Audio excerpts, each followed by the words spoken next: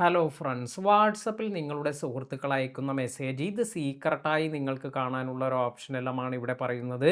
പല സന്ദർഭത്തിലും ഈ ഒരു കാര്യമെല്ലാം തന്നെ വളരെയധികം യൂസ്ഫുൾ ആകാറുണ്ട്. അപ്പോൾ എന്താണ് ഈ ഒരു കാര്യമെന്നെല്ലാം നമുക്ക് നോക്കാം. ഇത് എക്സ്പ്ലെയിൻ ചെയ്യുന്നതിനായി ആദ്യം തന്നെ ഞാൻ എൻ്റെ വാട്സപ്പ് ഞാൻ ഐഫോണിലാണ് യൂസ് ചെയ്യുന്നത്. ഇത് ഓപ്പൺ ചെയ്യുന്നുണ്ട്.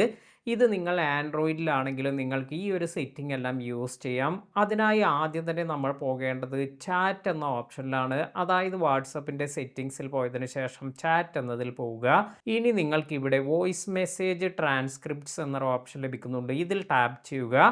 അതിനുശേഷം ഇവിടെ നെവർ എന്ന് കൊടുത്തിരിക്കുന്നത് മാറ്റി മാനുവലി എന്നത് ടാപ്പ് ചെയ്യുക. ഇപ്പോൾ നമുക്കിവിടെ ലാംഗ്വേജ് സെലക്ട് ചെയ്യാനുള്ള ഒരു ഓപ്ഷൻ എല്ലാം വന്നിട്ടുണ്ട്. അപ്പോൾ ട്രാൻസ്ക്രിപ്റ്റ് ലാംഗ്വേജ് ഇപ്പോൾ നമുക്ക് ഐഫോണിൽ ഒരുപാട് ലാംഗ്വേജ് എല്ലാം ലഭിക്കുന്നുണ്ട്.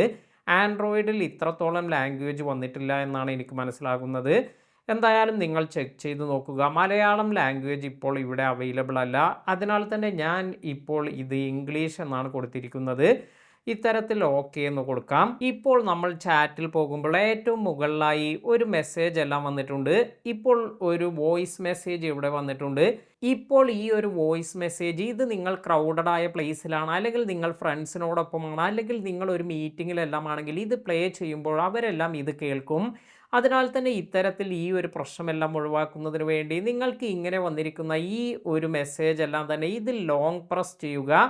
അതിനുശേഷം നിങ്ങൾക്കിവിടെ ട്രാൻസ്ക്രൈബ് എന്നൊരു ഓപ്ഷൻ വന്നിരിക്കുന്നത് കാണാം. ഇതിൽ ടാപ്പ് ചെയ്യാം.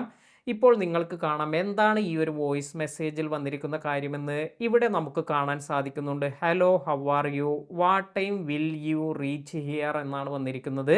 അപ്പോൾ ഇത്തരത്തിൽ നിങ്ങൾ മീറ്റിങ്ങിനിടയിലെല്ലാം ആണെങ്കിൽ ഇത് വളരെയധികം യൂസ്ഫുൾ ആയ ഒരു ഫീച്ചറാണ്.